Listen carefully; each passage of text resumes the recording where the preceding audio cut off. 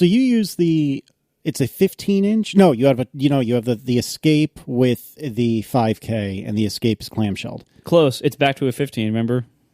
I know I make it hard to keep track. I can't keep track. Holy shit. Okay, so wait, so you're on a 15 touch bar. I'm on a 15 touch bar, which I never actually used the touch bar. And that was because all the ports. It was partially because of the ports, and it was partially because I tried the first few weekends I was spending here. I used the MacBook Escape with the 5K, and it was struggling to drive all those pixels. Like basic operations like window dragging was slow.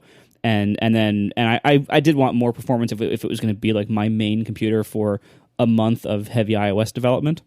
Then I rationalized it away by saying, well, then when I go home, I can bring the LG 5K and I can sell my iMac while it is still under any kind of warranty. It has I think it's under warranty till October, and then use my clamshell with the setup I have now as my main setup until the Mac Pro comes out next year. So I have appropriated a second 4K monitor, which is a story that's not worth telling at the moment. So I have two of these LG 4K monitors that are now being run off of my pre-Touch Bar MacBook Pro. And to be honest, it actually seems just fine with these. Now, granted, they're 4K, not 5K. It's a big difference, but it seems just fine with two 4Ks. However, I have forgotten how persnickety and fickle macOS is when it comes to clamshell mode. Because there are lots of times that I'll I put it to sleep and I open it up and it's furious and sometimes doesn't wake up. I don't put it to sleep and I just rip all the cables out and I walk away and it goes to sleep and then may or may not wake up. Or I'll open the lid and I'll rip all the cables out. Then everything just dances all over the place and then it may or may not actually be the way I want it to be. Clamshell is not really what we should be doing with these things, which is unfortunate because I do like it when I have either, a 5K as you have or like a couple of 4Ks like I have. And I'll tell you what, as I've been using clamshell here at vacation times, mm-hmm. I completely agree. It's been a while since I've used just a laptop with Mac OS a laptop with a desktop screen connected to it. Yeah. It's been I used to do that all the time. I used to be on my main setup, but that was probably a good 6-7 years ago at least. And I had forgotten quite how just inconsistent a lot of the stuff is. It doesn't work right. And that now with the touch bar, it's even worse. Every time I log in, the text box won't show on the main screen. I have to just start typing because the laptop is waiting for Touch ID, but it's closed. And so on the big LG screen, it just shows me a login window, and it will not show the text area unless you start typing. Ugh. It's just weird little stuff like that. It's not good. I really honestly I'm rethinking my plan now of getting rid of my iMac early. I'm oh god, this is awkward. Not to mention this LG screen is such a piece of crap. Is it really? I ranted about it before. It's not. So one thing is I had to get an Ergotron arm because the stand is so wobbly. It just kept wobbling. Every time I would type on my keyboard, I don't think I'm that aggressive of a typist, but every time I would type on the keyboard, my monitor would wobble back and forth. But yeah, the LG it's a piece of crap. It's not a good. It's a PC monitor. It has crap speakers. It has crap frame around it. It's it had that stupid interference problem with the early ones. It's just not a well engineered piece of anything. And I don't expect to be buying more non-Apple monitors there if I can help it. All right, so this is a weird setup for tonight. It is currently the evening of Friday, the 4th of August, and we are going to do a marathon recording session, and we need to get this week's, which probably won't be released until tomorrow on the 5th, Saturday, the 5th of August, this week's recording, which will probably be a mostly normal ATP recording, and next week's, which will be released on or around Wednesday the 9th. We are going to do a bit of Q&A, probably for most of what ends up being the second episode, but we are recording these both back to back, and we may or may not have a clean separation between the first episode and the second, depending on how aggressive Marco gets when he does the splicing and dicing. So I have so many ideas. Oh, I can only imagine. This one. I'm thinking so my two favorite ideas are either we do next week on ATP, like one of those like previous, or we do like the classic cop out of like I don't know how to end this song in the 80s, so I'm just gonna fade it out. We'll just be repeating the same sentence over and over again and just slowly fade it out. Way to spoil your two best ideas. I hope you don't put this in the episode. Oh, it's so true.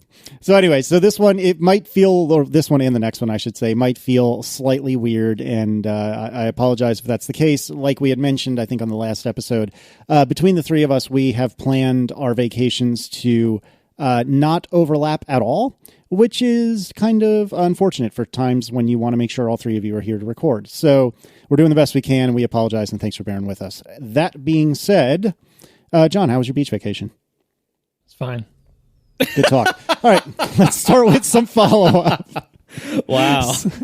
That is the most John answer I could have imagined. All right. That was actually slightly more upbeat than I would have guessed. So let's talk about TSMC's 10 nanometers versus Intel's 10 nanometers. And we had somebody in the know write in, and that person said, I work for one of the companies involved, and they might be biased, but I like the show. This is this person talking, and I just wanted to point out that, like so many other things in technology, naming of process nodes has become more marketing than reality. So there's an article that talks about this, and one of the recent tricks, continues this anonymous emailer, one of the recent tricks is to quote a distance between features that are not electrically active. So this allows you to quote a small number, but of course doesn't do much for increasing transistor density. And another person, Julian Heatherbell, wrote in to say that TSMC's 10 nanometers is only a bit denser than Intel's 14. So Intel claims a 3-year advantage on 10 nanometers and wants to redefine everything. We have another post about that. And yet another post, which we'll put in the show notes, about how Intel may still be set to lose process leadership after next year.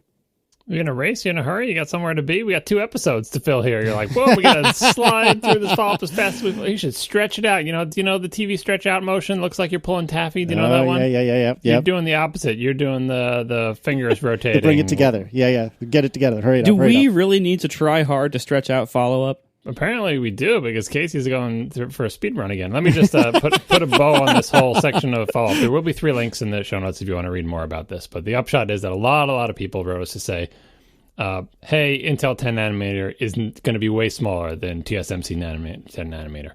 And there's a lot of reasons for that. And feature size is not very strictly defined, as a couple of these emailers pointed out. You can quote unquote cheat by quoting distances that aren't meaningful, or quoting distances that make your particular arrangement look good. Because again, these are, when they're laying out the things on the chips, it's a 3D arrangement of things. There's a layering, vertical, horizontal. It's just 3-dimensional. It's not just like, even though it's done with lithography, it's not just 2-dimensional like a drawing. It's actually a 3D shape, and it influences what the distances are between things. And anyway, it's complicated, but consensus was from all the different feedback and all the different articles that TSMC 10 nanometer is not as small as Intel 10 nanometer. Intel still has a lead, and that final link is like, well, maybe they have a lead now, but they're going to lose it in 2019 and later, and I guess we'll see.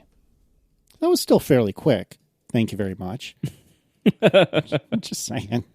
But you're right. We should stretch it out. So Stephen Dean wrote in to say, I can't even continue with this. I thought you were struggling to pronounce his name. No. I'm like, wow, that was an easy one. Stephen Dean. That one's really difficult. So Stephen wrote in to say, you're missing a lot of your movie's sound without a subwoofer. Your atoms only go down to about 86 hertz, which is normal cutoff for a non-full range. Can you translate that into English for me? Yeah, so basically, speakers, because they are these giant moving things and everything, there's a certain frequency range that they're able to reproduce. And what he's saying is that the low end of the frequency range of the woofers that are in my Paradigm Atom speakers they can't reproduce very, very, very low frequencies. And subwoofers have a lower floor. They can reproduce frequencies much lower. And that is certainly one reason to have a subwoofer.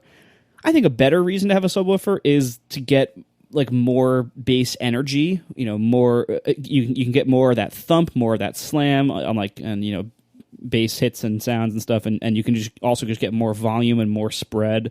That's probably the better reason to have it, honestly. But my my reasons for not liking subwoofers and not really wanting one remain. I designed my TV speaker setup to be really good for music in a way that still is okay for TV. And I think for music, I still largely prefer 2 speakers, not surround, and for that to be not with some like big booming thumpy subwoofer, in the corner of the room. Now I know there are ways to do it better. However, the arrangement of my living room is such that I don't really have a good place to put a subwoofer or maybe even a pair of subwoofers that would make any sense and that would sound good. So, lots of people have written in saying, you can put the subwoofer in good places. There are good subwoofers, there are more of that, more ways to do it than what I said last time. And that is true, in an ideal world, but my living room is not an ideal world. And so I have limitations of what I can put where, how much space I have in the current arrangement, how things need to look, because we don't want everything to just be some like giant box. So, my setup is fine for me, and if you want subwoofers in your setup, or if you want surround sound in your setup, cool. I don't really mind either way. I don't know how the setup is good for music if you're giving up 20 to 86 hertz, that entire frequency range. That's present in music, too. It's not just movies with explosions that have it. I mean, all the things about volume, obviously, yeah, maybe you want that exaggerated in a movie, but just plain old music. Music has bass, too. I know you don't like bass usually in your headphone reviews, but you're missing out on part of the spectrum. True. I don't like when bass is all you hear. And so while, again, I agree that it would be nice to have, solid response across the whole frequency range. In practice, that's harder. It's easy. It's way easier to do in headphones than it is in speakers. Headphones, you only have one driver, and you can do a lot of easier things with it. But with speakers, you have to have like large things that depend on the arrangement of your room, and large boxes and large transducers of some kind that vibrate up and down. And just get a HomePod. It'll figure out how your room is arranged and make sure everything sounds okay. I'm actually really curious to hear how the HomePod deals with bass, because bass, it's one of those things. It's kind of like how it's hard for very, very small camera sensors to do things that require big glass. Bass reproduction is one of those things where, like, at some point you kind of just need largeness. Like you need like a large surface to vibrate slowly to get some of that, and so it's very, very hard for any kind of very small speaker to have good bass response. That's why once the trend moved in computer speakers, and then later in home theater speakers, once the trend moved to very, very small speakers, they also had to add subwoofers, because the little tiny speakers could reproduce the higher frequencies just fine, but then they needed to add a subwoofer to get the low frequencies. And there was no way to make like a small speaker that could also do the low frequencies. So the Amazon Echo definitely has this problem, where the bass on it is non-existent, although the sound quality isn't very good anyway on it, so maybe they just don't care. But the HomePod, I would imagine they're going to care a lot about sound quality, so I am really curious to see how they solve that problem, if they solve that problem, or if they just crank up the bass in DSP within the speaker, like artificially inflate the little bit of bass they have, and just hope that's enough and call it a day. What was the biggest driver in the HomePod? It was like 4 inches or 6 inches or something? I don't know. I should look that up. 6 inches is pretty big. The whole thing is not that big, so we know it can't be. It's not bigger than the pod itself. It's a pretty small little thing, but it can't be that big of a speaker in there. It's kind of a shame that it was a question I had about them, and I still have. That although I think it's mostly been answered. If you buy 2 of them like they recommend, it's not as if they act like stereo speakers. It seems like they both just figure out how to best fill the room with sound, but each one of them, it's not like one is the left speaker and one is the right. And similarly, one doesn't just become the sub. You know what I mean? Like, imagine if one could just do the low frequencies and it looks like a little subwoofer anyway. It looks like the jellyfish, but apparently they don't work that way. When we were living in Connecticut, so this is when I was in like high school, and Dad had decided that he wanted to take his home theater really seriously. And so not only did we have some subwoofer somewhere in the corner of the room, but he actually installed, I believe the term was bass shakers, or at least maybe that's a brand, like a Xerox thing. What is that, a proprietary eponym or whatever it is? But anyways, basically under the floor of the room, the TV room, there were a handful of basically vibrator motors like you would find in your phone, just much bigger. And they were wired into like the amplifier and acted as like ancillary subwoofers, so you would literally feel explosions when you were watching movies. It was pretty cool at the time. Magic fingers, right? I'm sure that's a reference, and I don't get it, but I'm just going to roll with it. These terms all sound really gross. Yeah, in the modern parlance, it's the local furniture store that has an IMAX theater. This is a normal thing if you are from where I'm from. Oh my god! Has a thing called butt kickers. Only yeah, it sounds similar. Yeah, only here they call them butt kickers. And there's a literal thing in everybody's seat that shakes you. It's novel. It is novel. That's well put. Also, Marco, I want to commend you for being okay with not perfection, because I completely agree with you. Like, it is unequivocally not perfection to not have a subwoofer, and to be okay with that is kind of freeing. It's like, yeah, well, this isn't the best it could possibly be. Okay. Again, it's the living room setup, right? Like, first of all, that is mostly not used. It's mostly used for TV. I still want it to sound very good for music, but it honestly is mostly used for TV, and it sounds very good enough for TV for us. And like, I even ran this by Tiff, like when we started having all these discussions, and everyone's telling us you have to get a center channel. You have to get a center channel. You can't use the stereo mix. It's terrible. Like, I asked Tiff, I'm like, hey, you want to do all this stuff? It'll apparently sound better. She's like, no, that's it. Just no. and I'm like, oh, okay, really, I don't either. So I don't even know why I'm asking. So there you go. No, we don't want it. But yeah, I do understand it would be better. But there are different factors here also, like, how we want it to look, how we actually use it, how we actually live, so that's different. When it comes to my headphones, on the other hand, right. I actually recently bought a second pair of my awesome best headphones in the world headphones, the Hi-Fi Man HE6, because they were discontinued a couple years ago, and you can't get them anymore. So I actually bought a used pair on a forum that was in really like brand new condition, basically. And so now I have a backup of those, and of course I brought one here. So because we're in the middle of a huge run of new Fish shows, I'm not going to listen to that on my crap headphones. I want to listen to those on my awesome headphones. So here I am. Right. In the middle of a huge run of Fish shows, before you finish that sentence, are the fish spawning? Are they coming up onto the shore and leaping into your house? Like, no, PH. Of course. Well, yeah, only one of them is good. But is this a thing that happens? Is it like the weather, like during the summer? That's when the fish shows come. Well, yeah, actually. Oh, my goodness. It's like the Christmas Island crabs. They just crawl across the landscape, and lo, there was fish. Surely am I getting the reference? Christmas Island crabs? Am I getting that right? Do you know what I'm talking about? You're asking us? Yeah, you're asking the wrong persons. Peoples. Island I think people's the word you're looking for. Crabs. If you have never Googled Christmas Island crabs, you need to do that after pause the show, Google Christmas Island crabs. You should watch the videos and look at some of the pictures. Then come back.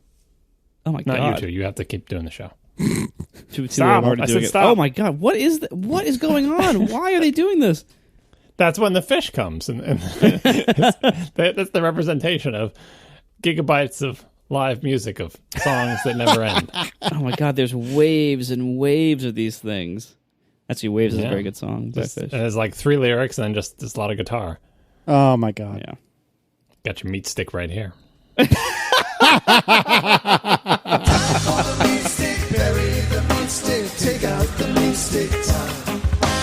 We are sponsored this week by Squarespace. Make your next move, make your next website. Squarespace lets you build websites with none of the hassle of installing a website building software package or running your own servers or designing your own templates in HTML and having to manually do things like that, or even having to hire a designer to do minor tweaks or basic layouts. Squarespace has all this functionality built in. They handle it all for you. And most importantly, they empower you to help yourself. You don't have to hire coders and designers and webmasters, if that's still even a thing that people do. I love the term webmaster. But with Squarespace, you don't need to do any of that, because Squarespace is so easy to use that you can do it all yourself, regardless of your skill level. Whether you are a programmer or even just a novice who just needs a website, you need websites for pretty much everything these days. And Squarespace makes that incredibly easy. They have intuitive, easy-to-use tools. Everything is drag and drop. It's easy to use, and your site looks professional because they have professional designers on their staff who design these wonderful templates, and then you can go in and customize them with incredible ease because everything is visual. It's all what you see is what you get. Everything is live previewed. It's so easy to use. And if you sign up right now for a whole year up front, you get a free domain name included. So start your free trial site today. See for yourself. See how good Squarespace is at squarespace.com. And when you decide to sign up, and I'm pretty sure you're going to decide to sign up because it's that good, use offer code ATP to get 10% off your first purchase. Make your next move with a unique domain and a beautiful website from Squarespace.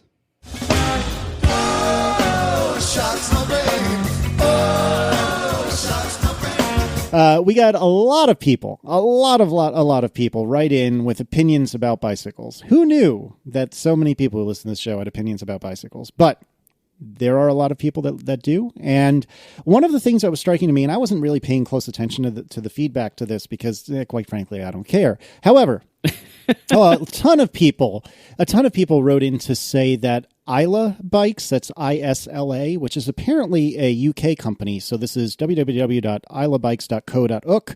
And they have a US distributor somewhere, I think in Portland, because Portland, or somewhere in thereabouts. Of course it's in Portland. Right, exactly. So anyways, almost unanimously, almost everyone who wrote in said, oh, you should get an Isla bike. They're the best. They're expensive, but they're the best. So I actually took a note that when Declan is of age, we need to look at these Isla bikes because there was not a single person that said, oh, don't get an Isla. They're overrated, blah, blah, blah. No, everyone said, get them. So we'll put a link in the show notes to their UK-based website. And then what is this video that I presume John put in? Oh, that was just a pronunciation video that I thought was cute. We did get tons of suggestions. At first, when they first started coming in, I'm like, boy, we'll have lots of links to the show notes. I'll put links to all these people's recommended bike manufacturers. But then there were just too many. Like, there were just too many things. So we just went with majority rules. Isla Bikes got the most recommendations. Second most recommendations was Woom Bikes, WOOM bikes.com. I think they have a US location because the URL I have here is us.woombikes.com. There were a ton of other places. These are both obscure. Some people were recommending less obscure things like REI and Specialized. But a lot of, anyway, bottom line is people are finding bikes that they find satisfying. But we'll just put these two links in if you're looking for ones that had the majority of parents and or bike nerds recommending them. It was these two. Yeah, well, and there were a ton of bike recommendations for what I should get, like not just what I should get for my son, but also what I should get. I think what I've decided, and this is based on not actually riding any of these yet. What I want is very, very low maintenance and simplicity. So I basically came down to a few things that became things that I really consider requirements that end up ruling out most of what people recommend. Also preferences. So because I'm like doing most of my riding in a beach town, for instance, I wanted like 2-inch tires, not the little skinny 1-inch ones that are better for like going fast on roads. I want big 2-inch ones so that it's more comfortable. It's better, better if I like have to go on the edge of one of the walks and go into a little packed sand for a second. I won't immediately just like stop and fall over like a skinny tire might. So like stuff like that. So basically my list of requirements became, I want something that could accommodate 2-inch tires with fenders. And the big ones are, I want belt drive instead of a chain, and I want there to be no, oh God, I don't know how this is pronounced, derailleur, whatever that thing is, the little thing that, whatever the thing is that moves the gears. You want an internal geared hub, yes, and a belt drive. You're so trendy. Like you've never had a bike with any one of these things, but you already know that you want them because somebody told you that a belt drive is better than a chain. Because internal is better than derailleur. Well, first of all, because the bike I have here now that came in the house in the basement is a rusty old mountain bike that has a derailleur and a rusty chain. Yeah, but when they work fine. Believe me, they're fine. No, it's not fine. Because now we have better things. Like it was fine when I was a kid, when I had my mountain bike when I was like in high school. Modern bikes with derailleurs, I swear to you, are absolutely fine. Don't use your anyway. Internal geared up, fine, whatever. I haven't used them either. I can't say that they're bad. I'm just saying like don't pull them as hard and fast requirements. The really funny thing, John, is that they now have bike CVTs. Oh my God! Oh yeah. Look up New Vinci, and there's a CVT it's like about the. It seemed like it's about in the same price tier as like a decent like 11-speed internal hub. I just thought like, oh my God, if I get a CVT, John will die. Like, I will never hear the end of it. It'll be well. You already. I mean, I was just thinking about this the other day. Both of you are slowly fading from the manuals. Marco doesn't even have it anymore. Casey Well, I guess you just replaced a non-manual with a non-manual, but still. Exactly. I'm the only one who's holding strong here. Anyway, you can take your CVT and just pretend it has gears, just like the software does in most modern cars, and just make engine revving noises. Yeah, so basically, my short list right now, I'm still looking at various things. Some of the headliners are Priority, the Priority company. And I actually ordered a Priority Coast to have here at the beach house for like a general purpose bike, because we have lots of people here. Tiff wants to ride one also, so I figure I'll get this, try it out. It's belt drive, fixed gear, coaster brake. So it's very simple. It's also fairly affordable. It's like $400. So I'm getting that to try it out. At the high end, if I get into this and I want a nice bike, probably for home, I am very, very taken by the Budnitz bicycles, or I assume it's pronounced Budnitz. They're pretty expensive, but they're very nice, and they basically make exactly what I want. So I'm going to try to find a showroom and try one of those out if I want a nice bike for home. It's probably a little expensive for the beach. So for the beach, I'm looking at Priority. Honorable mention for Breezer and Electra. Everyone recommended these two brands, and I would like to investigate them, like to see them. Neither of them really make what I want. Like, they don't have all those things as a combination. But yeah, both Breezer and Electra look really, really good. Also, everyone says Trek. There's a reason why Trek is so big and well known. I find the amount of branding on Trek's bikes a little bit garish. They across like the diagonal bar in the frame, it just has those giant letters that say Trek. Like, I don't really want that. Like, I want something a little more low key and subtle. Which maybe get a Cannondale. They're subtle. Do they still make those? Yes, they do. That's all. So like again, like wanting a belt drive, internal gearing, 2-inch tires, and minimal branding, that rules out a lot of what people suggested. So I will follow up if I buy anything more. I'm going to do the Priority for the next few days, and then whenever it arrives, try that out. And then if I love it, I'll just use that. If I hate it, it'll be the Tiff/spare bike here, and I'll keep shopping. Wow, no, she wants generous it. Of you. All right, one more question on bikes. Why do you want fenders? Because the drainage on this island is not very good. There's often very large puddles that I have to drive through. So I just don't want it to splash back up on my back. And for everybody who's sending me the IKEA bike, I did look at the IKEA Slada bike. It is belt drive. It has internal 2-speed gear. It is, in my opinion, one of the most boring-looking bikes I've ever seen. I would like a bike to have some visual personality. It doesn't, but not to scream its brand name in giant letters on the frame, but to have like maybe a color that isn't just black and gray. Like, that would be nice. Some kind of color. Says the guy who buys black cars. My car is bright red. This one was. Although, you know what, though? This Priority beach cruiser bike that I ordered, it does happen to be white. It's funny, Marco. That can happen to a person from time to time, can't it? It was the only good color. Funny how that is, Marco. It can happen to a person from time to time, can't it? You are the worst. Yeah, that's funny. I can't wait to see pictures of you float by on Instagram on your delightful white bike. It honestly, it looks really good in white. White is not a bad bike color. It's a terrible car color, but it's not a bad bike color. I think this bike looks super dorky. Which one? The Priority Coast that I ordered? Mm-hmm. It does, yeah. Super dorky. This looks like a beach bike to me. It's a beach bike, yes. And this company makes they make other varieties, these Priority bikes, they make other varieties that are almost what I want. Like the Continuum Onyx and the Classic Plus Gotham Edition, like they're almost what I want, but they only have skinny tires, and because they're made for commuters and stuff. So I'm probably not going to do that, but I don't know. Anyway, so we could go on with this forever, but we are in a huge hurry because we don't have any time tonight. We really need to talk about all these Apple rumors because I'm sure no one's heard enough about them on other podcasts yet. Well, there's that too. We should also mention there's one other link in the show notes with regard to bikes. Huffy apparently is being eaten by Walmart. Do you want to explain this, John? This is actually tangential to the larger Walmart issue. A lot of stories about what has ruined bike companies involve them pivoting to sell to superstores because that's where all the money is, and then having to make crappier and crappier things and getting squeezed by the superstores that demand that you take smaller and smaller profit margins. And but this Huffy story is actually something different. It's where Huffy got into a deal with Walmart and didn't realize how many bikes they'd actually sell through Walmart, and they couldn't actually manufacture them, so they let their competitors manufacture them and sell them to Walmart and make the money from them. Anyway, Walmart is bad, and we should all feel bad. But this is another bit of feedback from Ryan Rickard, who said that Schwinn and Mongoose both pivoted to be bargain basement crap for Walmart and Target. A lot of these companies, the name remains kind of like Atari or Commodore. Like the Mongoose name remains, but it shares nothing with the brand of my youth. Everything about it, the way the bikes are designed, what they're made out of, where they're assembled, what their target market is, everything is just, so yeah, that's a shame. And you can kind of tell by just looking at them. But yeah, superstores, yet another thing superstores have tried to ruin: bicycles. I'm sorry, John.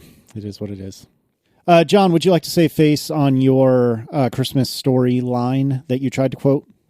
The ATP references did me the favor of looking it up, although it's from IMDb, and I always, here's what whenever I look up movie quotes a lot because I want to get them right. It's important for me to get them right and to revalidate the correct memory, because very often I have a lot of movie quotes in my head and they mutate over time. As you repeat them, they change a little bit. And so 15 years into quoting something, you're super duper sure it's one way because you've said it 1,000 times, right? But it's changed through a game of telephone, only it's been inside your head the whole time, right? And so it's changed inside your head. Anyway, I always want to look them up, but I don't trust in the internet text of someone oh, here's this famous quote from this movie, because text is not the movie. The map is not the territory. I need to see the video. I need to see the clip from the movie. And obviously that can be doctored too. And I weep for our children who will be able to trust video even less than we do due to the easy ability to synthesize audio and video. Sorry, kids. Anyway, that's progress for you. But according to IMDb, the preamble aside, the line I was trying to quote last time from A Christmas Story is, the greatest Christmas gift I had ever received or ever would receive. I think I missed the had. Greatest Christmas gift I had ever received or would ever receive. Anyway, there it is. Nobody cares but me, but I do care. Awesome. That should be the title of my biography. Nobody cares but me, but I do care. The John Syracuse story. That's perfect. We are sponsored this week by Casper. They make the perfect mattress with just the right sink and just the right bounce. To learn more, visit casper.com/ATP and use code ATP for $50 towards any mattress. Most people don't think about the science behind a mattress. The Casper team, on the other hand, is really a bunch of engineering nerds who dug as far as possible into the science of sleep and the technology to help get you that sleep. The Casper mattress combines pressure-relieving supportive memory foam with a breathable open-cell layer for all-night comfort. And this obsessive engineering really makes the mattress shine. It makes it incredibly comfortable and incredibly practical based on tons of engineering work, studying people, studying these materials. It was designed by a team of 20 engineers, and it was perfected by a community of nearly 500,000 sleepers. And buying the mattress is completely easy because you can order online. It's delivered to your door in a compact box with free shipping, and if you don't like it, free returns. And they will give you 100 nights to try it out and see if it's for you. You sleep on it for 100 nights. And if you don't think it's for you, you call them up, and they give you a no-hassle, no questions asked, free return. They arrange for it to be picked up at your house.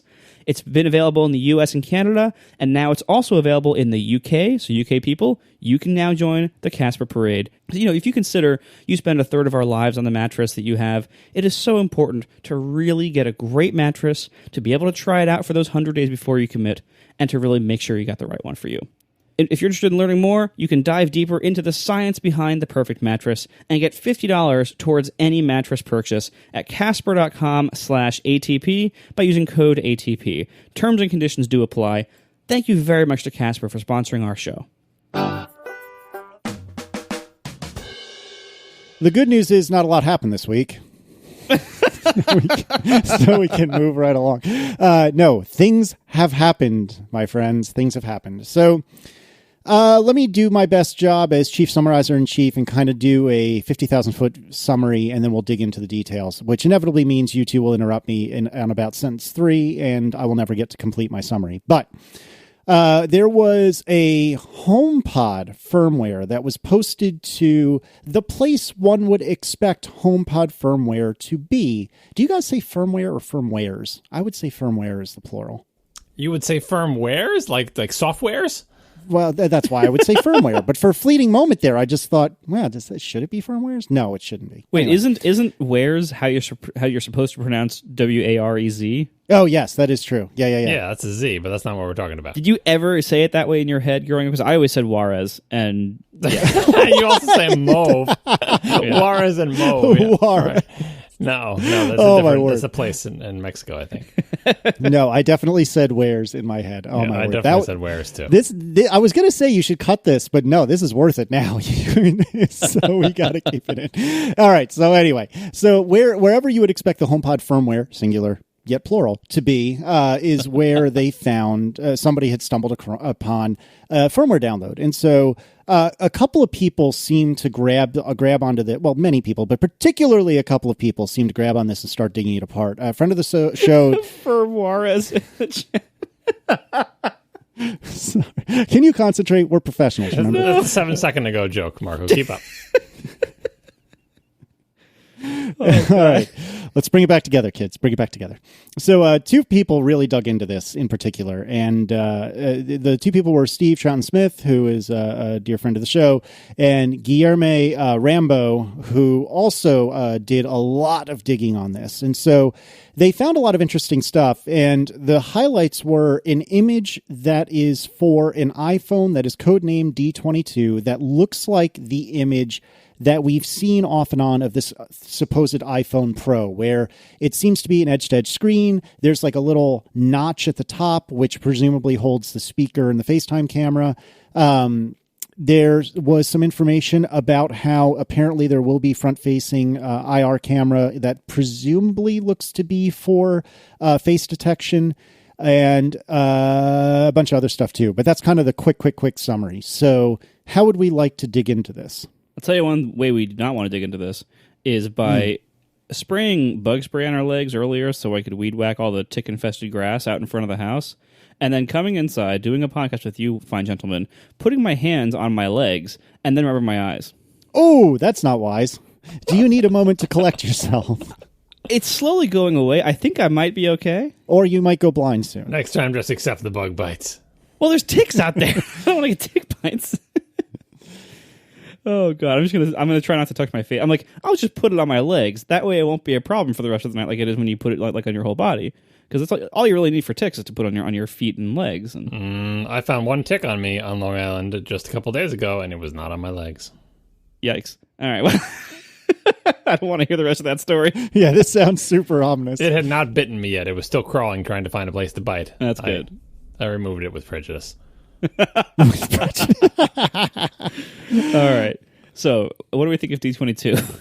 So, I think, well, here's a couple things. So, this, well, I don't know if we want to go into the leaking things. I guess we'll go into that at the end. But the information revealed, once you leak the HomePod firmware, people think, well, so what? Who cares if they leak the HomePod firmware? What? The HomePod's not out yet. We already know what it is. It's a speaker turdy thing.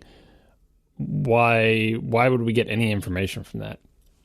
And it's because it runs iOS, and iOS has a bunch of crap in it, and normally that crap is removed from builds that they release to the public, even in the betas. They remove all the stuff that they don't want you to see. What might they not want you to see? Icons, frameworks, the names of symbols, programmery type stuff. And the people who pulled down this HomePod firmware, extract that stuff. They look at all the frameworks, and they look at the names of the frameworks and the names of the functions and the symbols that are in them. They look at all of the resources for different kinds of icons and graphics and stuff like that appears in dialog boxes and in the UI. And you can learn a tremendous amount without even executing any of this code, just because it happens to be iOS and this build doesn't have all that stuff excluded from it. So we learned, quote unquote, a lot of interesting things just by looking at the framework names and the symbols. And there's whole frameworks having to do classes and methods having to do with things about face recognition and recognizing different kinds of faces. And why would that be in there? Well, we all had the rumors about it recognizing your face. You put two and two together and you say that's probably what that is. Down to the point where you're looking at like attributes on classes that say like inset and border radius and stuff, that's sort of confirming the idea that the entire edge-to-edge screen will be addressable with sort of curves around the edges, and classes that might indicate how they might handle the home button at the bottom of the screen and displaying things there and stuff like that. So it's kind of tea leaf reading in that we don't have any actual leaked hardware for the phone or anything like that. What we just have is a bunch of symbols and functions. But if you're a programmer and you're familiar with UIKit and the rest of iOS and just programming in general, you can kind of piece together a surprisingly detailed picture of how this new phone might work based on the iOS that was released as part of the HomePod, HomePod's OS release. And so it's kind of a weird leak, but it just goes to show that, like anything on the internet, you don't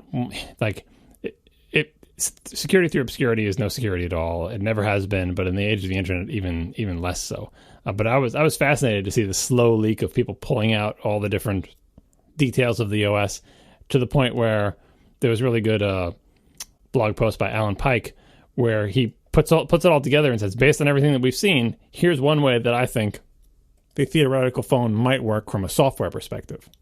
So we've got hardware rumors, and then we've got a leak of the HomePod thing, and then we from that synthesize this entire complete picture of one way that the OS might work. Now, it could be entirely wrong. It could be, something different than this, but I was pretty impressed by this to say, just the normal parts leak that you get, plus a bunch of class dumps and icon files, and now we have like a complete iPhone Pro possible scenario supported by all the available leaked evidence that I think actually is pretty cool. If they don't do this, I hope they do something just as cool, because I read this thing, I'm like, that A, makes sense, B, fits with everything that we've been leaked, and C, is pretty neat. Yeah, I completely agree. Yeah, I mean, like this, it does, like, I'm not a fan of the idea of this weird cutout into the screen with the cameras and everything. Like, I don't like that. It seems like a weird hack. But if they're going to do it, this looks like a really cool way to do it. Like with the whole idea of having a split status bar such that basically it's almost as if the screen's not cut out. It's almost like if applications don't really have access to that area, or if you only get it in things like overscroll areas under navigation bars and stuff like that, then it's still weird, but it's a clever hack. It's a good question about things like where the clock goes and what about stuff that won't fit in the cutouts. Like, there's a lot in the status bar these days. Things like not having as much as on Android, though. Well, that's true, yeah. I was just about to say the same thing. Oh my goodness! Looking at my coworkers' Android phones that have just a mountain of icons up there. It's like a ticker tape. Have that. My sister got a new Android phone that I just saw. Like, fresh out of the box. No weird stuff on it. A Samsung Android phone. It's 100 icons in the status bar. I may be overestimating, but only slightly. It's so true. It's like a ticker tape of icons, and I think it's bad. It's like every Mac user you've ever seen in your office has 100 icons in their menu bar, Casey. Oh no, I have fewer than most. Thank you very much. You just are hating on the iStat menus that I have up there, but no, I've like the fact if you have to install Bartender, which I'm sure is a very great app, if you have to install Bartender, you have bigger problems, my friend, than just moving some of them out of your menu bar. Like, you should just get them out into. Oh God, I hate apps that force a menu bar icon. It drives me bananas. Oh, so actually, I've derailed myself looking at the top of this notes. There's a couple of, looking at the symbols and everything and having face recognition symbols, like, that is not as big a slam dunk as people think. If we didn't already have the face recognition rumor, there's all sorts of weird symbols on there, and maybe it wouldn't ship, maybe it's not ready. Like, we didn't see the internal builds of iOS 10. For all we know, these symbols could have been in there in iOS 10. They just didn't make the cut, or something like that, or whatever, right? But we have all those other rumors about being face recognition, so this, it all adds up, right? The other part of this, though, is all the rumors about the little unibrow thing, the little notch, the cutout. I mean, we saw that little notch thing. I think we talked about it when we were talking about Touch ID being on the back and how they're going to do a screen thing edge to edge and what they can and can't embed in the screen. And apparently they can embed like the cameras and if there's going to be an IR sensor and the speaker and blah, blah, blah. So there's this notch. I think one of you, maybe Marco, thought it was the notch just doesn't seem like an Apple thing to do way back when we talked about it. It's not elegant. Like you just said before, like the notch seems weird, doesn't it? Like, well, wouldn't it be great if the whole thing was screen? It would be. Oh, but we can't quite pull it off. So what can we do? Well, we'll do the best we can and leave this little notch, right? And that's always been the question. Well, Apple wouldn't do it unless they could do the whole screen. They're not going to do a little notch thing. Kind of like people saying Apple's not going to put a camera that causes a bulge, but they totally did because it's more worth it to have a really good camera than to make the back of it smooth. So camera bulge is here to stay. And so in the HomePod firmware leak, there is an icon for D22 that is just, it's not a picture of the new iPhone. It's an icon, like a little vector drawing or whatever of the thing. But it has to look iconic. It has to let you know by looking at this little icon, this is the phone we're talking about. So it just basically looks like a rounded rectangle, I imagine, for the 7 and 7 Plus sizes, right? But this one has the notch in it. And it's the only thing in it. It is a rounded rectangle, and the only distinguishing characteristic other than the width and height and the border radius is the notch. And so this is a pretty hard confirmation of that notch, because they're not waffling about whether there's going to be a notch at this point. This icon is in there, and it doesn't seem like they would have this thing, and the code name D22 is right on what you expect it to be. So this thing's going to have a notch, and that's weird. And it's like the camera bump, but even worse. It's not as bad as Touch ID on the back, but it is a weird thing to do. And so, Apple, rumors are that this all-screen OLED phone has been in the works for a long time, and not that I'm saying it's behind schedule, but I bet Apple would have loved to ship it last year, but they couldn't. It wasn't ready. Now it's ready. They're going with the notch. So for me, from this leak, the most important thing about it is notch is a go. Get ready for notch. Get ready to love the notch. Get ready to deal with the notch. Get ready to fix your application that gets screwed up when the notch is there. Also on a press conversation about, hey, they changed the dots to be bars. You think they did that to make room for the notch? I think, and it was like, well, maybe, but we don't even know if there's going to be a notch. Well, there's going to be a notch. So no more dots, back to bars. Makes perfect sense. I think what I like about this leak, though, is that it gives us enough to be really interested in this, but there's still so much that we don't know that we're only going to know once we see the software running on the phone, which we're almost certainly not going to see before the event. So, even though leading up to this, we had the idea of a lot of the major themes of this device leading up, for almost the last year in all the rumors and everything. But we didn't know many specifics, and most of the things that we'd see leaked or rumored or talked about here and there would be very vague and very unsure of themselves and oftentimes conflicting. And so now, even though this is now pretty strong evidence of it being a certain way, and so some of that surprise is now kind of spoiled, what we have now learned, and again, it's not knowledge, it isn't a fact, it isn't a guarantee, it's just very strong evidence in a certain direction. But what this, nearly confirms is not something that was totally unknown to us. There were rumors of all these things. There were rumors of the notch. There were rumors of the face detection type stuff and the depth cameras and everything. All that stuff was rumored for months, and that was already becoming the dominant narrative of the rumors. That was becoming where most of them were kind of coalescing and gathering. So it didn't actually spoil much surprise. It just kind of says, all right, this group of the rumors, which was already the predominant ones, this is probably on the right path. But there's still so many questions that it's still very interesting to us. And most of those questions are not going to be answered until the event. They added some information too, again with the symbol dumps, stuff that we wouldn't have known normally until the keynote because it's software based, right? So there's a bunch of symbols having to do with apparently the camera detecting what it is you're taking a picture of. You're taking a picture of a person. Is it a plant? Is it a sunset? Is it, whatever it might be.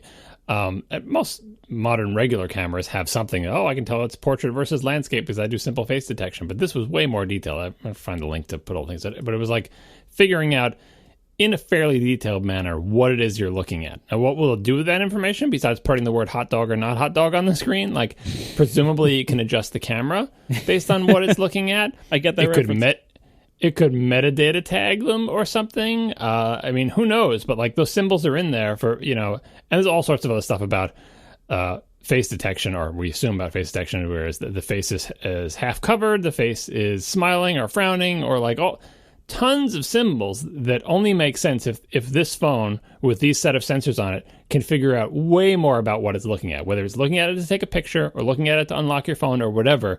All these symbols indicate that there are surely features somewhere in iOS 11 running on this phone that are based on the camera having a much richer awareness of what's going on around it, also including like presence detection. Are you in front of the phone or whatever? So that, I think, added information. None of that stuff had been rumored. Like, how, the rumors that, it's going to have camera and a notch and an iris sensor and face detection unlock. That's all the stuff that would leak. But the keynote would be like, and also, now that we have all those sensors, you know what we can do? We can know when you take a picture of a dog and tag it with dog and make the smart search easier when you search for dog. Even if you took a picture of the tip of the dog's tail, we figured that out. And features like that are things normally we don't get to see until the day of. So I think this is one of the biggest software leaks that has ever happened to Apple, because I think it reveals potentially so much about stuff that they're going to demo that they just assume no one would know about. Because in general, the software doesn't leak. This is getting into the leak stuff. This is a pretty big leak in terms of just, oops, like, we didn't mean to put this build there. By the way, if people are wondering why is this build accessible at all? HomePods have been testing on Apple employees and other people who are in the know have been testing HomePods for a long time, and they have a feed for software updates, but that is a feed that is not accessible to the general public. It's only accessible to Apple employees, right? Someone made a mistake and took the firmware that's supposed to go on that feed that's only accessible to Apple employees and put it on the public-facing one. And that is a pretty big mistake. Like, it's kind of like taking, iOS 11 before any of the betas came out and putting it on a publicly accessible URL on the internet.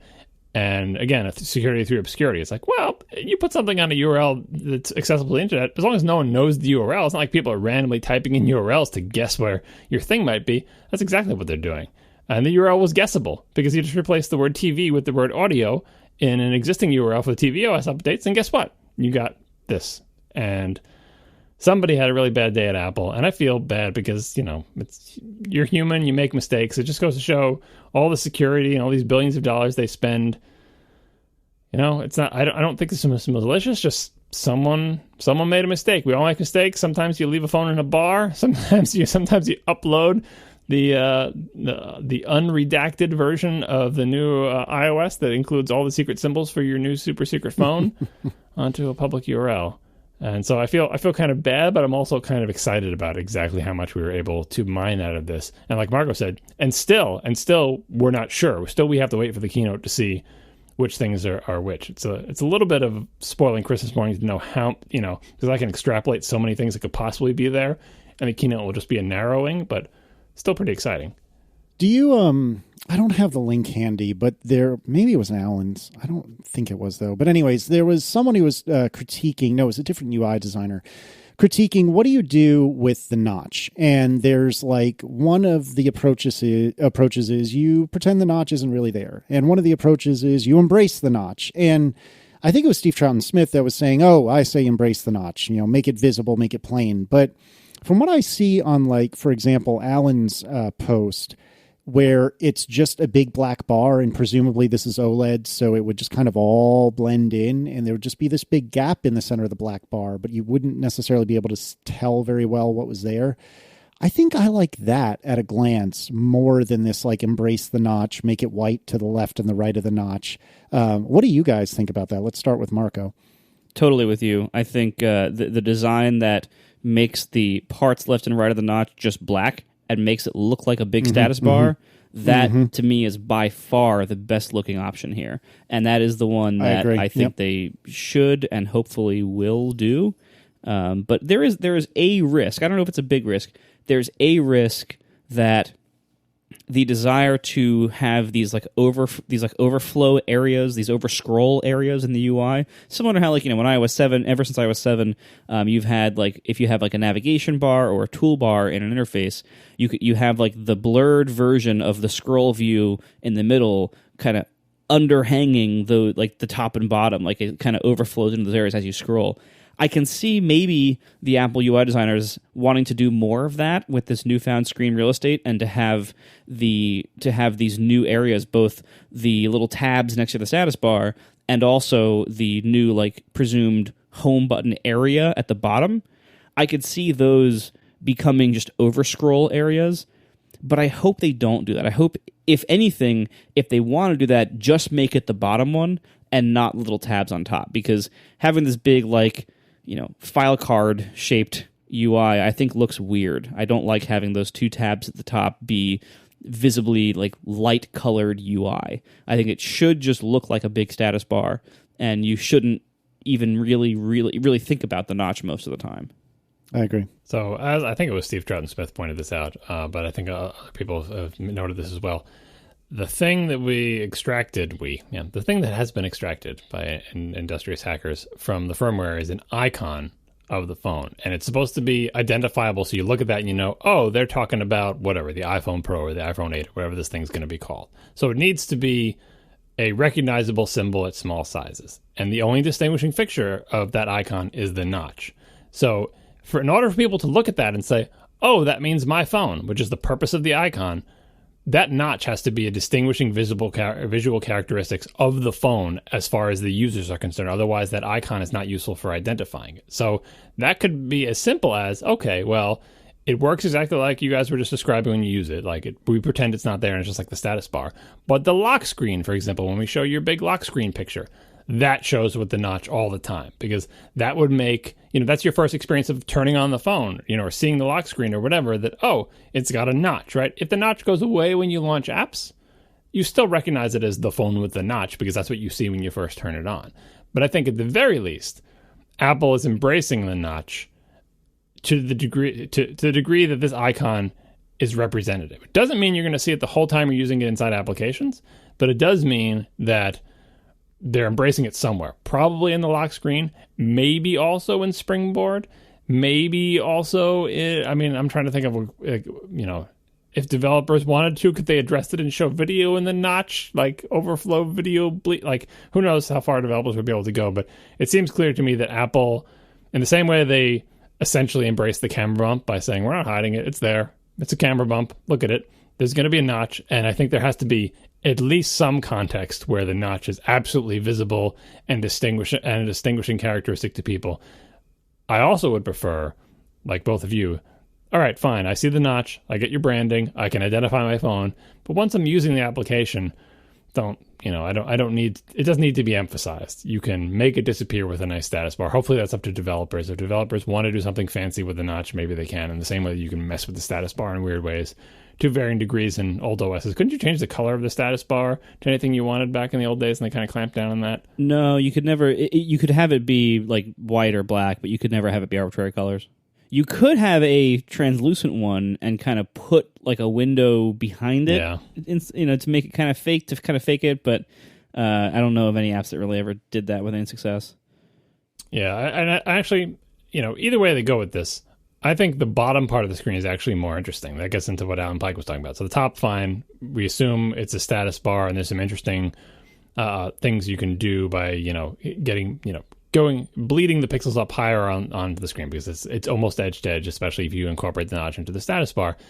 But the action happens down at the bottom, where all of a sudden you've got all this screen where there used to be a hardware home button. And so of course you can draw a software home button there, but you've got all this other space where you can draw things too. What might you use that for? And one of Alan Pike's suggestions is take your UI nav bar, or whatever that class is called, and take the current awkward arrangement with lots of white space and take those navigation controls like done or edit or whatever, those little words that are up in the corner that are hard to reach on your big phone, and shove them down next to the home button, because now that's all a screen and it's actually easier to reach. There's been a lot of articles recently about how it's easier to reach the bottom of your really big phone with your thumb than the top of the really big phone. So bottom navigation becomes more preferable than it was back in the days of the original iPhone size, or even the 5 size.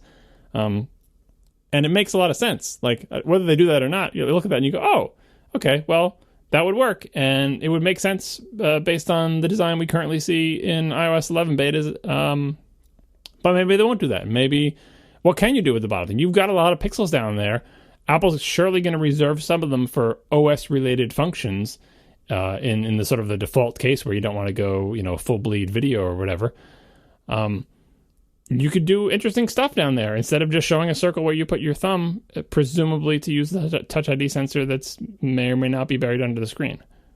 Yeah, it's funny because I feel like we have learned a lot in this leak, but I think you guys are right that I don't know that we've learned all that much, but we've more gotten some soft confirmation of a lot of the things that were already suspected. And though I still think this is the second biggest leak that I've ever witnessed, as compared to the, the iPhone 4 that was found in the bar. Yep.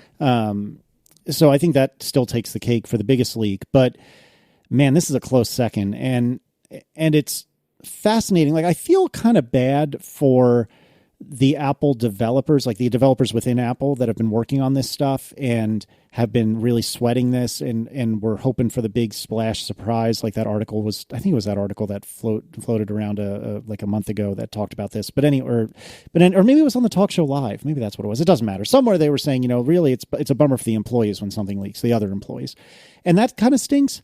But I do think it is fascinating and super cool how, a couple of developers in particular have been able to kind of figure out all of this stuff just by going spelunking into the firmware. And I should have expected something like this from a man with the surname of Rambo. I mean, this is how the Rambos work, right? That's what we learned from the movies. Oh, I didn't catch this before in our discussion of firmware, but it's interesting to me that with HomePod we reverted to the old nomenclature, because back on the original iPhone, the iPhone came with firmware because it's a phone. Phones don't run OSs, so it's firmware, right? And obviously that's before, it was called iPhone OS after that, I believe, and then it switched to iOS, right? But now I'm on the HomePod because it's so wussy and doesn't have a screen, even though they've extracted a screen resolution as far as iOS is concerned, a very small screen resolution, and potentially a number of addressable LEDs, blah, blah, blah. Anyway, now it's back to firmware. It's called, the reason they got this in the URL is they changed tvOS to AudioOS. So if you want to give it a name, tvOS runs on Apple TV, iOS runs on, iPhones and iPods and iPads, and AudioOS runs on the HomePod. But we don't call it AudioOS. It's stuck in firmware. I guess you still got to start in firmware and work your way up till we start referring to your actual OS update. Yeah, that's a little bit weird. I guess they want to make it seem like an embedded thing. It's also, in case you were wondering about the Amazon Echo Show and the potential we discussed many times of Apple's home thing that sits in your home having a screen on it. Naming the thing AudioOS obviously does nothing preclude. You can rename it whenever you want. They rename their OSs all the time.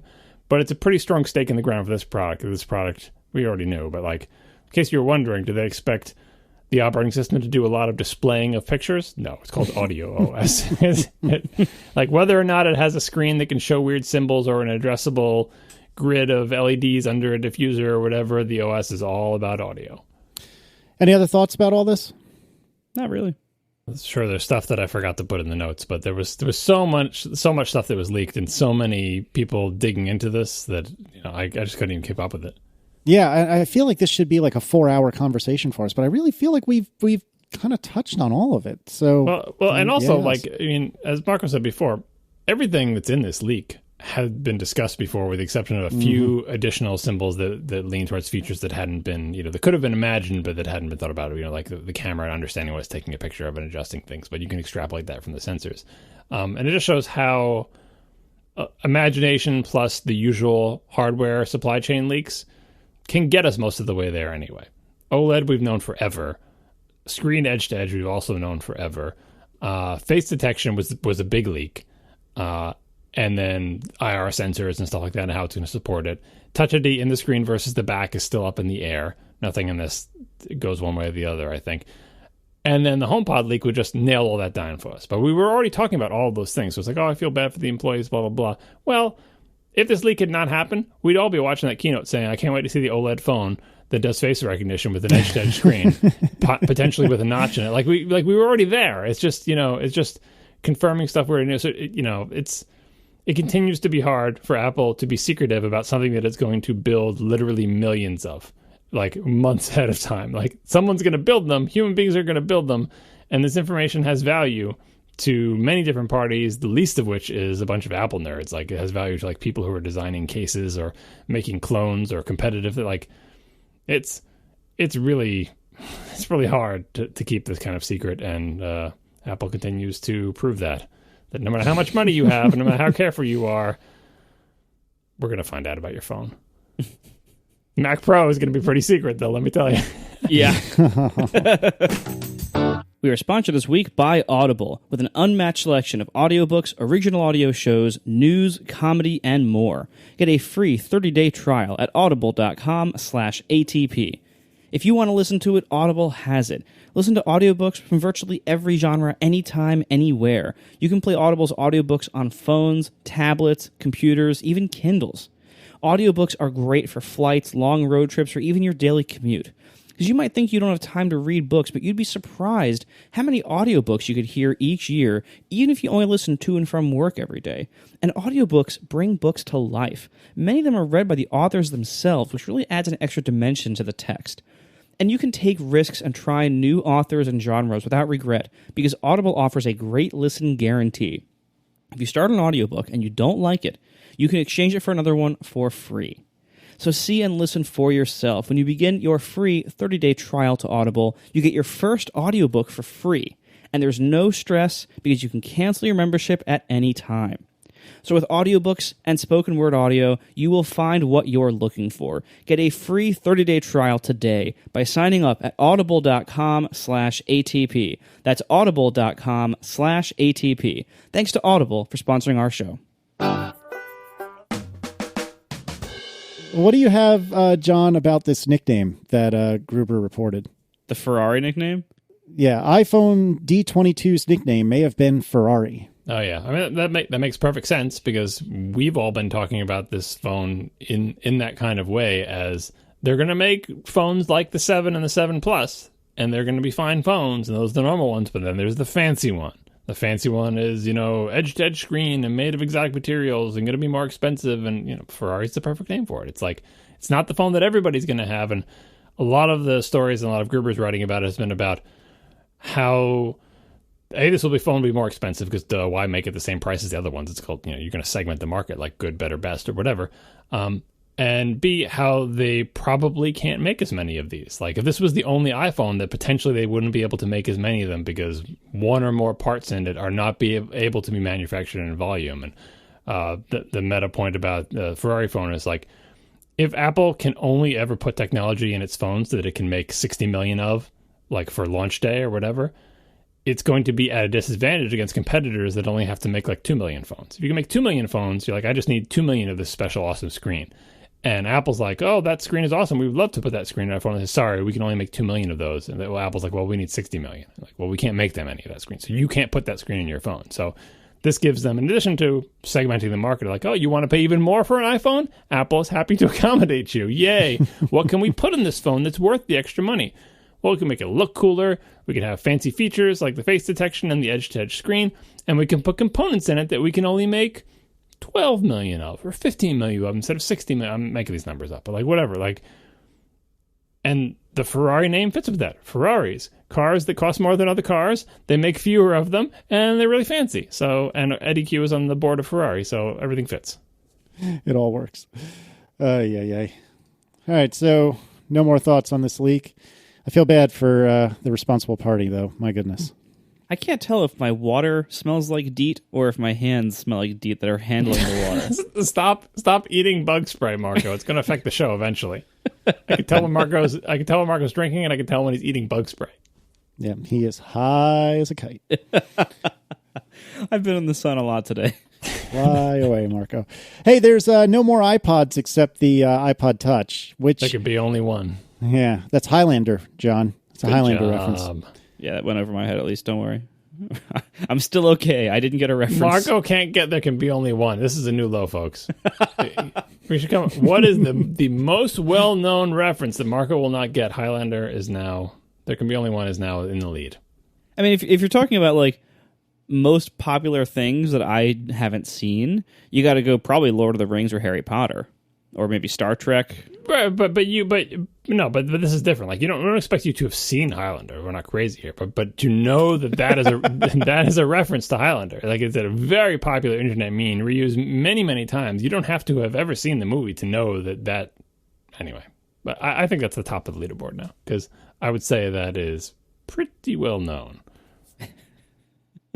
Anyway, no more iPods. Sometimes I forget they still make them. Or they still and I feel them? like that's the best time for Apple to discontinue a product quietly like this is when half people who hear the news say, "Oh, they still made those." Yep. Like that probably is a good indicator that they killed it at an appropriate time. It was not too soon. It might have been too late, but it was not too soon. And I mean, this is, if anything, I think this is. I mean, first of all, probably long overdue. But second of all, this might help usher in the post iTunes era. Because one of the biggest reasons that iTunes has to keep existing is because it's the only way to sync music onto iPods. So maybe this will help that. I don't know. I mean, I know this is up there with like the Mac App Store rewrite as incredibly unlikely predictions I've made recently, but I don't know. If they're going to do it, they have to lay the groundwork to finally like fix/replace iTunes. And one of the biggest ways to do that is, first of all, get rid of the need for it to ever run on Windows. And then second of all, get rid of the need for it to sync iPods. And like if you can do those things, which are related, you can clear out a lot of the need for it to hold on to all this old cruft. There was a leak related to that, actually. I think it was actually a Mac OS leak. Some sort of thing in Mac OS that was like, like quick looking on a video or something was like, open this in movies or something like that instead of open in iTunes, right? There was like a string for a dialog box saying that open it in one of Apple's incredibly boringly named applications. Like, no more iTunes. Now we have an application called Movies and an application called Podcasts and an application called Music. And that is totally what Apple would do because they're super boring names. Anyway, that's coming. We all know something like that is coming. And you're right. Getting rid of the iPods does help it. What if they don't use those boring names? What if they pull a Planet of the Apps and they call every single one of the new apps Apple Music? Yeah. That would make just as much sense as TV shows on Apple Music. Well, they did call it Audio OS too. They always have to have, every time they solve quote unquote solve a naming problem by like aligning the stupid capitalization of all their OSs to be worse, uniformly worse, then they make a new crisis of naming, which is like Audio OS and Apple Music with TV shows on it. But they'll sort it out. Yeah. So I don't know what the timeline is on those things. Seems like a lot to bite off, but I'm even though it is totally fine to get rid of the iPods, like their time has come, there are still people who miss things about them. And, not that I miss the products specifically, but I miss Apple being in that market. So what kind of market are we talking about? Well, a lot of people have been writing about missing the shuffle because it's just so darn small. And some people don't want to strap a phone to them. And they're like, oh, just get an Apple Watch. That's the watch is the new shuffle, right? You don't, you just wear your watch and it does so much more than the shuffle does. The shuffle is kind of like, being in some of the same markets as Fitbit, and like an incredibly cheap thing that you don't mind too much when you put it through the washing machine. It does one simple thing well. Now, that hasn't been the shuffle a long time. It's done one simple thing, not really well, because getting music on it was super pain. But imagine something that was similar form factor and price to the iPod Shuffle, but that you never needed to connect to iTunes. Like, they did everything wirelessly, and it syncs with all your music, and, people would buy that for $50. Apple doesn't want to be in the market to sell you that little turd for $50. Like, they stayed in it much longer than anyone thought they would. Who knows how cheaply they can manufacture those things now. But it's kind of a shame that Apple doesn't want to go that far down. They just want to sell you glass rectangles of varying sizes. The smallest one they're going to make so far is going to be on your watch, and that's probably great for everybody. But the Apple Watch is not the same market as the $50 piece of crap electronic thing that you just clip onto your clothes that is, incredibly lightweight and that has access to all of your music like effortlessly. So I hope to see like the return of the shuffle. Like if the Apple Watch continues to be successful 5 years from now or whatever, either the watch gets super cheap and travels down to that segment, or some other thing, some other sort of, you can find it in a box of cereal, incredibly cheap, don't really worry about it too much, but also incredibly light and also empowered by Apple's sort of ecosystem, like all the stuff they have, all your podcasts or music and, all the cloud stuff. I mean, they're talking about adding cellular to the Apple Watch, which we talked about many years ago as an inevitability. A tiny iPod Shuffle that has access to your entire library of music and podcasts. It also has cell access that costs $50. Like, I would love that product in 10, 15 years. So I hope not that the iPod comes back, but that form factor comes back and that Apple doesn't continue to travel up market without remembering they can also extend down market as well. I think ultimately the biggest problem, and probably the reason why this was killed and why this doesn't exist, Hang on, Hops is crying outside my door. Let me let him in. Hold on. So I had a tough love. I Ferbarized my dog. He's whining out there. She's whining out there, and just wait it out. Eventually, she'll. All right, hold on. Let me put him in airplane mode. What does that even mean? Taking off his collar so when he shakes, it's quiet. Oh my god! I want to make fun of you so badly for that, but that is genius. All right, so I think one of the reasons why they killed the iPods now, and why I think, John, your hope for a shuffle is totally futile, is that it's like 15 years. Come on, cut me a break here. Not like I'm having to come back tomorrow. First of all, I have owned shuffles. I think my first 2 iPods were shuffles, and I was not as big of a fan as you are of them.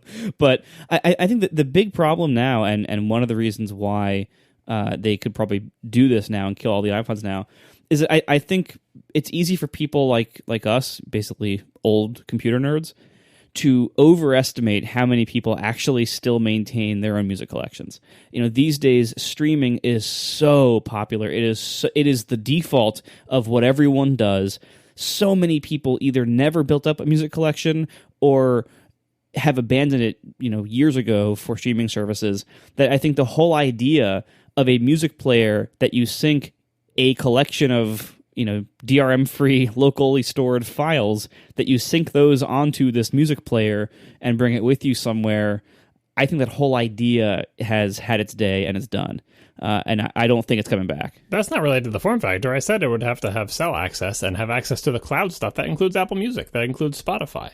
Right? Well, then that's a cellular Apple Watch, basically, and they might be allegedly making right, that. But it's not a watch. It's not a watch, and it's not going to be $300, like a $50 thing. Then it's a phone that you can connect to all your cloud stuff to, and your podcasts, which aren't the same as you could stream your podcast. That's fine, but you still have to know what podcast you subscribe to. Anyway, all the existing cloud stuff. The existing cloud stuff is Apple Music, iTunes Match, your iCloud Music Library, your podcasts, Spotify, everything like that. All those ecosystems. Even if it just did like the watch does now, the watch can't get there by itself, but it can go on Wi-Fi and it can talk to your phone or whatever.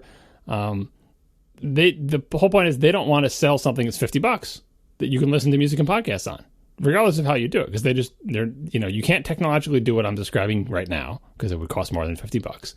And the $50 thing they have now sucks because it's so hard to get the music onto it and it's so hard to use, right? So I'm just hoping they come back to that. When technology catches up, I hope they don't say, well, you got to buy a watch, and the watch always starts at $199. Like, it never goes below that because, Apple and prices, they'll just keep going up market. I hope they extend back down, because it's kind of like the iPod accidentally ended up $50 or whatever the shuffles were. Because the first shuffle was, what, 99 or something like that? Yeah, I think it was 100, yeah. 120 it just if you so wanted happened, more capacity, I think. Yeah, it like in a rare case of it becoming cheaper to make this type of thing, it just so happened that the price dropped down and people didn't care about it. It's one of those cases where even Apple couldn't fight against the fact that this thing was incredibly cheap to make. I wonder how much the shuffle that they were selling for, whatever they were selling for, actually cost them to manufacture. The margins were probably big, but they probably sold none of them, so who cares? But that's what's happening with all electronics. That's why the watch is going to get cellular, because eventually you can do that fits in that form factor and in that price. That will eventually happen for something like a shuffle. And so I hope when that does happen that Apple revisits that. Especially as they expand out their ecosystem. Like they're doing it with the phone, diversifying the phone to make a big one and a small one. Now they're going to make a big one, a small one, and a medium expensive one. Like, there's always room. Like they always say they're not going to leave a price umbrella. It's just that Apple loves to go upwards. Like, we can make an even more expensive phone. Let's make it bigger and add $100. Let's make it all glass and add another $100. Like, that's totally the Apple way to do it, and that's great, and they should do that. They should also make a really expensive Mac Pro that we'll all potentially buy. But the other direction, like, don't just accidentally land there. Revisit it in many years when you can make the shuffle that I was describing, because I think they can sell a lot of those things enough to make it worth their while. And people do like them. They don't like the old shuffle because now it's outdated. But if they made a new one that did all that stuff, a lot of people buy them. And I say this mostly because I see people with Fitbits, which Fitbits would do almost nothing and are junky and people put through the wash all the time. But I see a ton of them. So I think there is a market for so cheap you don't worry about it too much wearables that do something useful. Yeah, there is in general, but I think there's a lot more of that in the fitness community than there is in the audio playback market. Like, I think when you're looking at just having a small audio player, the shuffle did make sense for a while as a thing that existed in the lineup. Again, I will stand by the fact that it was never good, but it made sense to exist and sell, and it was fine for certain uses.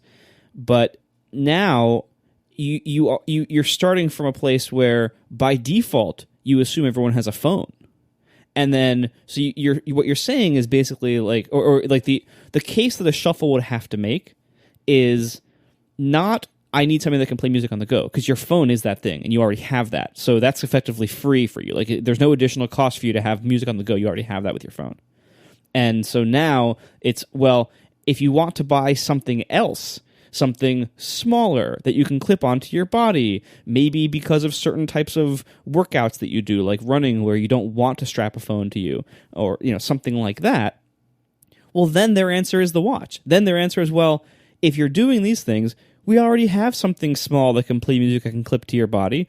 It's better than anything. It's better than any shuffle ever made, because you don't have to clip it to some part of your clothing. You can strap it on your wrist in a location that people are totally fine wearing things most of the time, and it doesn't. There's no wires. You can't plug a wire into it even if you wanted to. So you don't have a headphone wire that you have to route somewhere along your arm or strap it down or through your shirt or anything like that. You could just use Bluetooth. Oh, you would have to work with the AirPods, right? Exactly. And so, but the shuffle would do that too. Yes, but if you're saying like Apple should sell a small, inexpensive wearable device that you can sync music to in a modern way, that can run modern apps and modern streaming services and can stream things to Bluetooth that's smaller than a phone, they do. It's called the Apple Watch, and I don't think it's ever going to get down to $50. I already said that. I already said, like, they could, if the way they can get to that market is by making a $50 Apple Watch, that's fine. But if they never want the Apple Watch to go down to $50, what I'm saying is there's still a place for them to put something like that. If they don't, put it this way, if they don't do it and a Fitbit is still in business, Fitbit will make this. Because Fitbit already sells you something that is small, lightweight, cheap, that does less than an Apple Watch. And eventually, if they can sell something at that price, and Apple doesn't, then Fitbit will. In the same way that Fitbit will sell a thing that counts your steps that's much cheaper than an Apple Watch. And Apple thus far can't make an Apple Watch that's cheap because it's too complicated, right? So they could, I'm just saying, like, don't leave this market out. And I'm saying not to do it with the watch because thus far Apple has made the watch to be not upscale, like the Edition days are behind us, but they're still making the ceramic ones, and they're all about fashion and fanciness. It seems to me that there is less of an appetite to bring the Apple Watch down to $50, even if they can technically. So that leaves room for, if they don't want to do that, and if they don't want Fitbit to sell that thing, leaves room to bring back something like the Shuffle in the future that is essentially an Apple Watch without a strap and maybe without a screen on it, even if you want to make it super cheap. I think we can all agree, though, that no one is crying for the iPod Nano, because that is a product without a home. And that was so good for so long, but that time has long passed. Yeah, my first Apple products, if memory serves, were the original iPod Shuffle that looked like a stick of gum, or pack of gum, I guess I should say. And then following that, an iPod Nano, the one that was really easy to scratch the back of, and I think there was like a class action lawsuit or something like that. Scratch the front, not the back, the front. Was the front? Okay. Yeah. Right. Well, either way, those were my first two Apple products. So I think I have a similar reaction to everyone, or a lot of people, which is, well, that kind of sucks, but no, actually it doesn't, because who's really buying these anymore anyway? So, yeah. And they also, did we already mention that they capacity bumped the iPod Touch as well, which is nice. But nobody cares. No, fair. John, you would have cared. The iPod Touch seems... I know. Yeah, well, no. I mean, they this is even worse than iPhone SE users now. The iPod Touch has been so left behind. That's why I had to leave it. Like, it was just, getting a phone because I was going to get a phone, but like you don't update it in forever. And they bumped the capacities but left the prices the same, but it's still overpriced. Like, the problem, like, it's not super expensive, but for what's in it, like, I find it hard to recommend that product. I suppose if you want to get something for your kid and it's still cheaper than an iPad, right? But I find it really hard to recommend that product at the current price and capabilities. If they don't want to can the iPod Touch, which apparently they don't want to do because they could have just canned it now, they need to get it on. They need to get it on a slightly better upgrade cycle. I mean, I guess they're not motivated to do that because it's it's like the Mac Mini of the iOS line. It's like, well, the product exists in our lineup and people do buy it and it fills a role, but we're not killing ourselves to make a new one. So it's got the A8 in it now. Like when the A12 is out, can we update the iPod Touch again? Oh, we'll give you a capacity bump. Like, come on. Like, just if you're going to have it, maybe update it every once in a while. That's all I'm saying. It's also interesting, like how it fits now in the lineup. So you have the iPod Touch at what, $200 even? Is that the base? Yeah, I think so. Then you have at $329 the new cheap iPad. Seems like you're getting way more. Exactly, you get way more with the iPad, and then at $400 you have the iPhone SE, which if you still want a small device, that is you're getting way more for the iPhone SE than you are with an iPod Touch at $200. Now, granted, I've now doubled the price, but like. I feel like any discussion of what the iPod Touch should or shouldn't have, or should or shouldn't be updated, or how it should be priced, has to also then consider how it fits in with these other low-end, inexpensive iOS devices. Yeah, I mean, it is kind of, people say like, oh, all the real iPods are gone. The iPod Touch was never really an iPod. It was an iPod in name only. But now it's actually filling the role of the iPod, because why in the world would, like, say you're going to get a kid, it's get a kid, so they're not going to have a phone. You don't want to, this kid doesn't have a cell number. This kid is 6 years old, right? You want to get them an iOS device. You're going to get that kid the iPad, right? Unless what the kid actually wants is a music player, because the iPad is not a great music player to carry around with you at school or whatever. Like, say the kid is, 11 or 12 and maybe doesn't want to have a phone yet, right? Or the parents don't want to pay for a cell data plan. So iPhone, any kind of iPhone is out because they're not paying for a cell data plan. It's a waste to buy an iPhone and pay that extra expense for something that's not going to be a phone.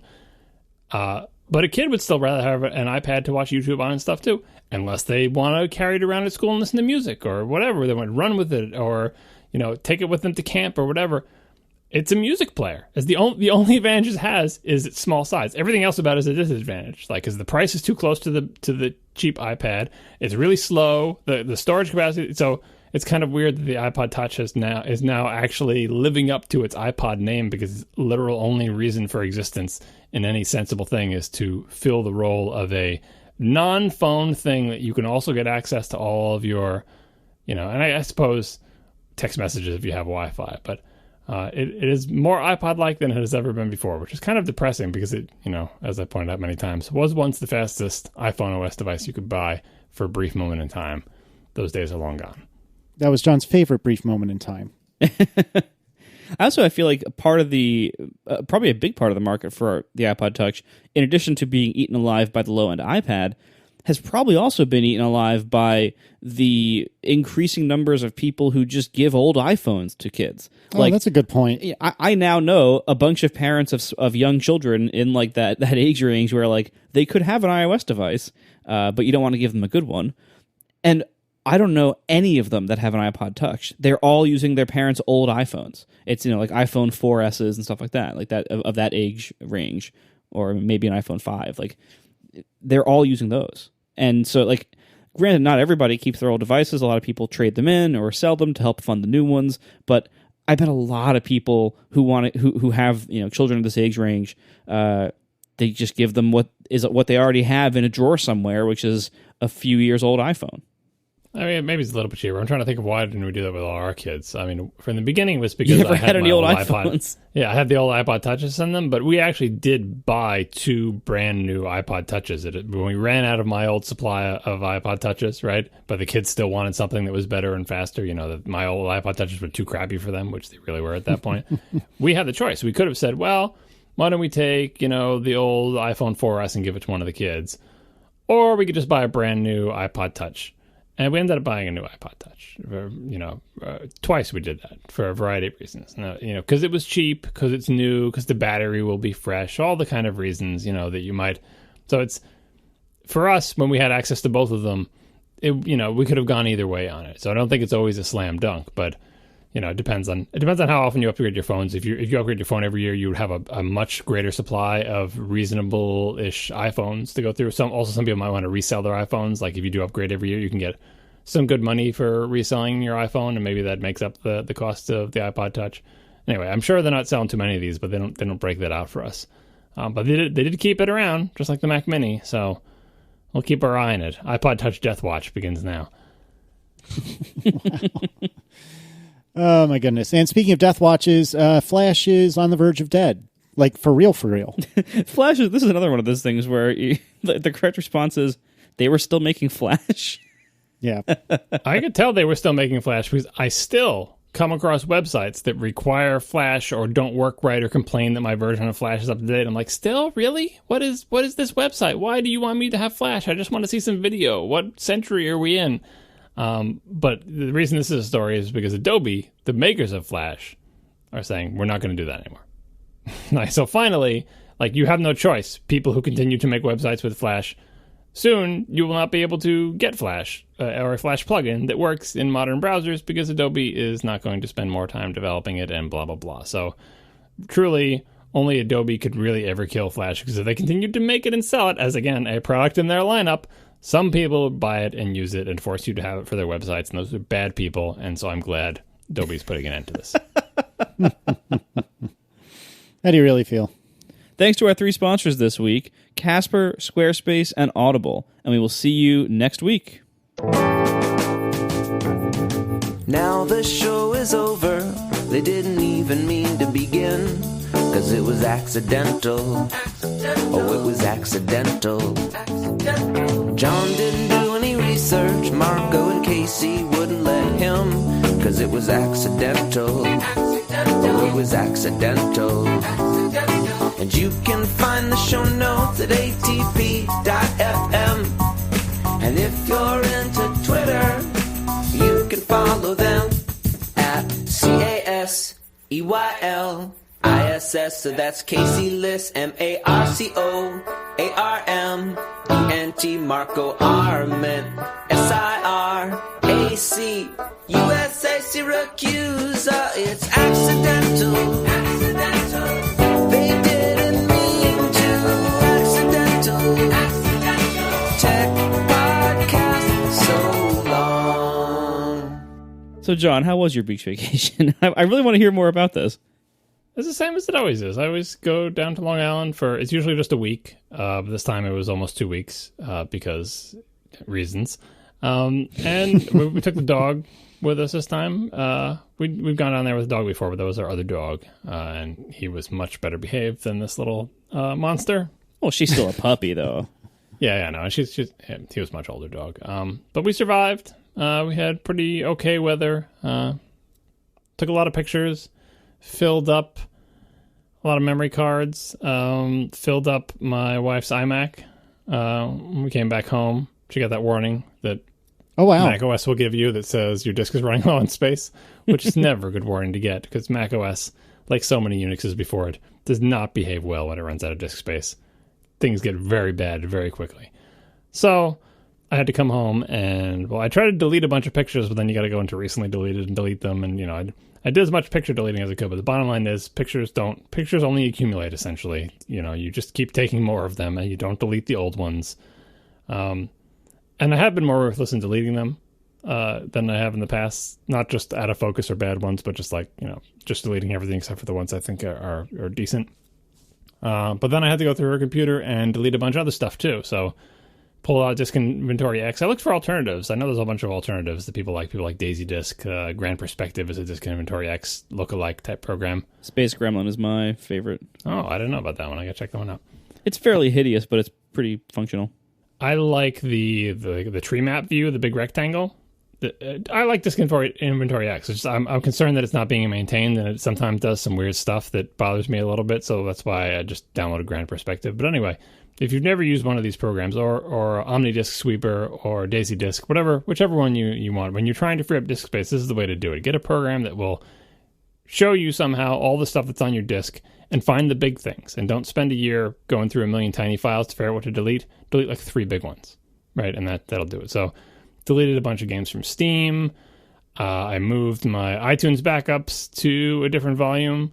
Yes, speaking of things you can safely delete with this new modern age, iTunes device backups are huge. Most people have no idea that they're even still keeping those if they don't use them anymore, and they take up tons of disk space. So that's a number one hit, is like, you got to get rid of those iTunes backups. Also, if you're a developer, Xcode keeps around all sorts of support files for old simulators and old devices that you probably don't use anymore. The Xcode developer directory is always a great source of clearing out stuff. Yeah, I still keep the iTunes device backups just because it's still, even with the crappiness of iTunes, slightly the fastest and most convenient way to restore like a kid's device that got totally hosed. So I keep them around. I didn't want to delete them all. I deleted obviously all the old ones that for devices that I'm using, but I just move them to a different volume that isn't backed up. That I don't like. If I lose them, oh well. Like these are all the devices are all backed up to iCloud, right? So I just have local iTunes backups. It's just convenient because the encrypted backups have all the passwords. Although I think they added that to the iCloud backups too now, didn't they? Anyway, more backups is good. So I didn't want to delete them. I just moved them. What else did I delete? Well, the trick now is, so if you want the passwords and stuff to be saved, they're still excluded from iCloud backups, but iCloud Keychain now exists. So the official word of like how you're supposed to do this is to use iCloud Keychain also in addition to iCloud backups, and then you will have those things work. So that saved a lot of space. I ended up freeing up like 130 gigs or something, which gave me a little bit more breathing room. But you look at the Disk Inventory X like giant rectangle picture, and it's just a huge rectangle that is my iPhoto library, and then there's a little skinny row with a bunch of tiny little things that is everything else on the system. And what can you do? Like I got the biggest, it's a 1 terabyte drive in her iMac, and that's the time we moved the photos from an external drive to an internal one.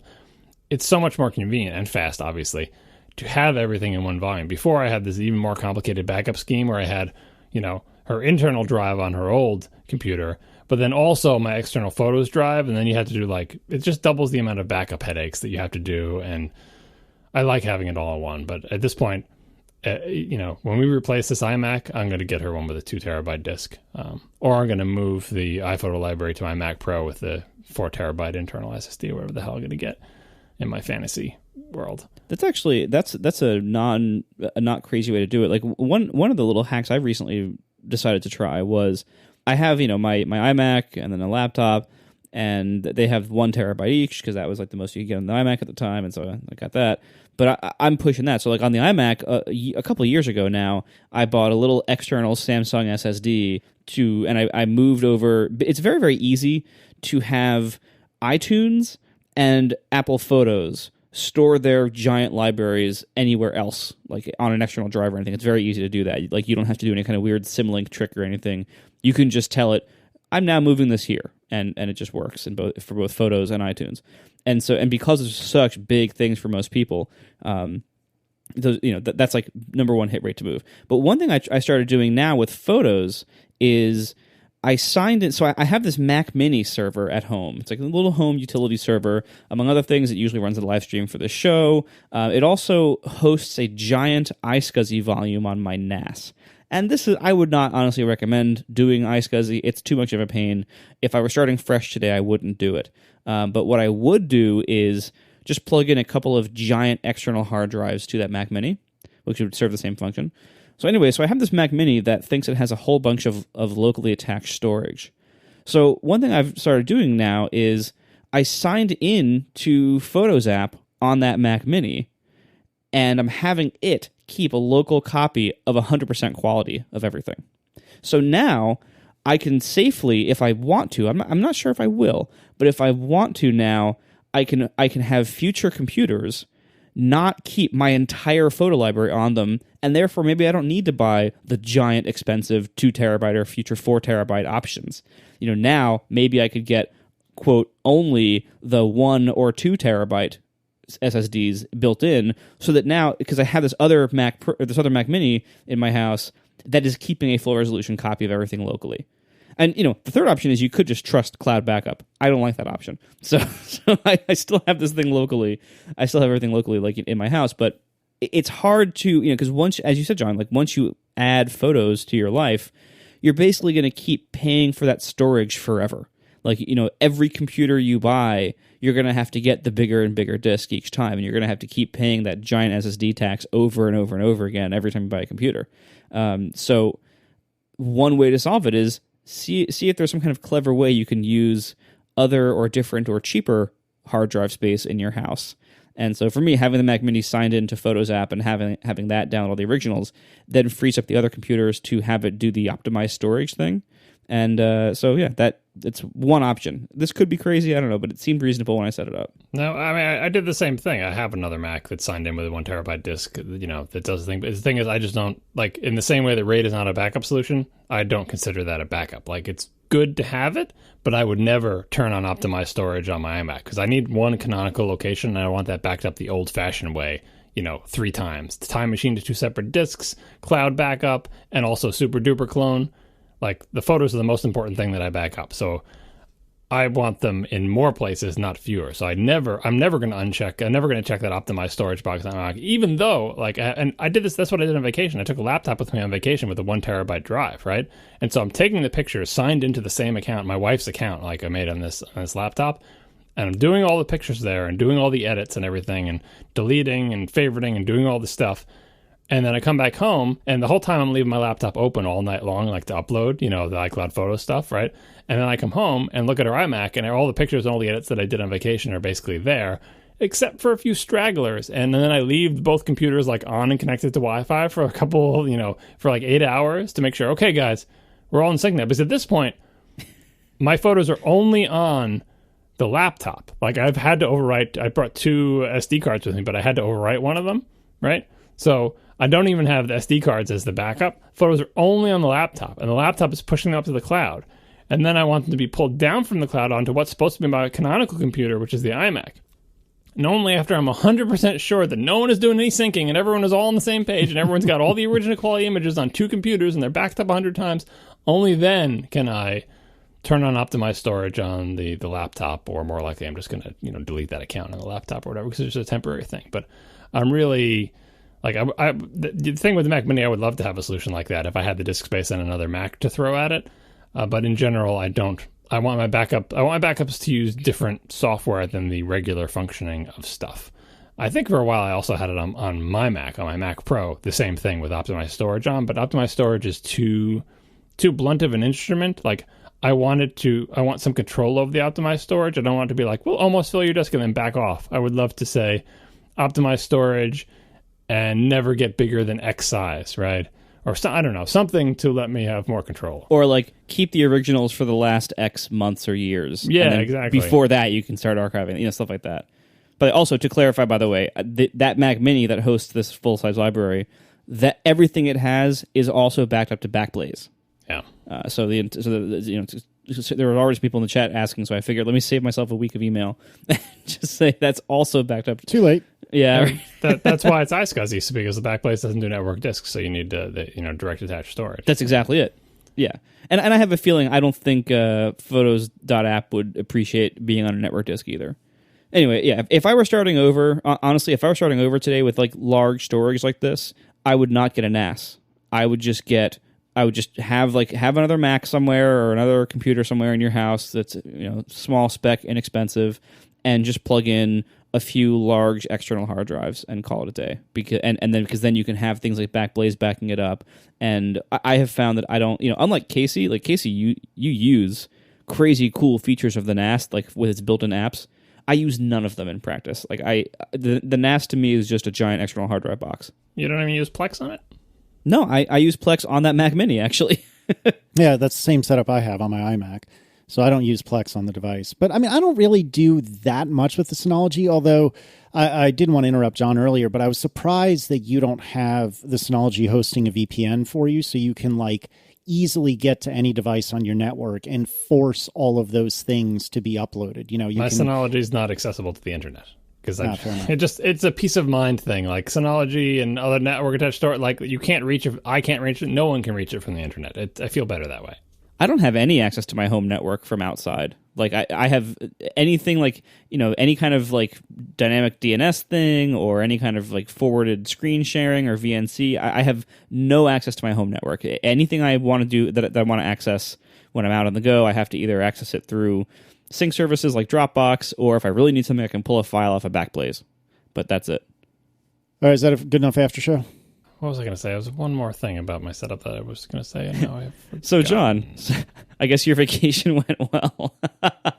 I love how'd your vacation go? Here's all the stories about disk space in my photos library. my vacation is like, it's for the kids and everyone to go to the beach and hang out. And, me taking care of the dog this time is a little bit of added hassle and stress and lots of waking up early. But I take a lot of pictures. Like, I brought both cameras because you got to have a backups. But I just used my new Sony camera. Didn't even use my super zoom at all. The super zoom was just there just in case I dropped the Sony in the ocean. I successfully did not drop it in the ocean once again. I brought a new zoom lens for it, which is a longer zoom, but a crappier lens, but it was cheap than I used last time, and it was all right. I used most of the lenses I brought with me. I took lots of pictures, got some good ones, but that's a lot of my beach vacations. I take a lot of pictures, and then I edit them and mess with them and post a couple of them to Instagram. In general, I don't post pictures of my relatives who don't want to be featured on my Instagram. And really don't post much pictures of my family, though now that my kids are older, I post a few pictures of them here and there. But yeah, this is the heaviest photography time of the year. If you look at when are the most pictures taken, by far it's these 1 or 2 weeks that I'm Long Island. Like, we'll come home from the ocean one day and I'll have 1,600 pictures. Obviously, I'm not keeping all those. I'm deleting a lot of them, but that's what it looks like. It's the secret to good photography, as far as I've been able to determine so far, is take a huge number of pictures and then delete most of them. Yeah, the secret to good photography is lots of bad photography. Yeah, so I'm definitely doing that.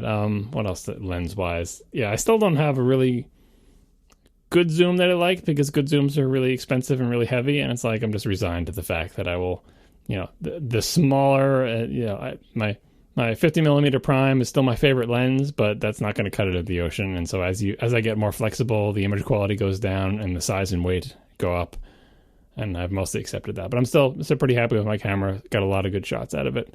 And like I said, didn't drop it in the ocean, so that's key. Yeah, I mean, there is no good zoom. Like, every zoom is a giant compromise in at least one factor. Either you're compromising image quality severely in order to get something reasonably sized and reasonably inexpensive, or you are having really great image quality, but then the thing is massive and probably a pretty small zoom range and probably very expensive. Like, you can't. It's just impossible to make a great zoom lens that has a large range and is reasonably priced and is reasonably small. You just can't do it. Oh, and one brief dog story. So I've been training to come when called, like, on, in adverse conditions when you really want it to happen. Like, for example, when all the other dogs in the dog park run into the mud puddle and get covered head to toe in, muddy water, right? And literally changes the color of the dog, and you don't want your dog to do that. That's the time when you want to, and every dog wants to go to the mud puddle. They all start heading there, and all the owners are like, no. That's when you need the come when called thing to actually work. I used that, was it today or yesterday? Exactly that happened. I told her to come. She came. It was exciting, right? But I found limits to that on vacation, because she was out in the backyard and we let her loose for a little bit, and she's wandering around. Usually the worst she does is find rabbit turds and eat them because they're delicious. But this time, okay. Yeah, they're delicious. But this time she found a dead bird, and I didn't know what she had found. I saw her getting into something, and I called her to come over, and she comes running towards me. She gets about 3 inches from my hand where I'm about to grab her collar, and I see the wing of the dead bird sticking out of her mouth. This is not a small bird. This is a pretty significant bird that's in her mouth. That's and she gets close to me, and she sees that I'm going to reach for the collar, and she's like, I'm out, turns the other direction, runs away as fast as she can. I run after her. She's in a yard. I run after her. I eventually catch up with her. She, as far as I can tell, swallowed that bird whole. I couldn't, I was ready to dig the thing out of her mouth, like so many things that I dig out of my dog's mouth that I don't want her to have. She just, full, python lizard, just slurped down, whole dead bird, beak, feathers, everything. That's dogs for you. So she will come when called, when all the other dogs are running to the mud puddle, but she gets a dead bird. She's like, I have made the mental calculation, and whatever treat you're going to give me for coming when called does not match this dead bird, so dead bird wins.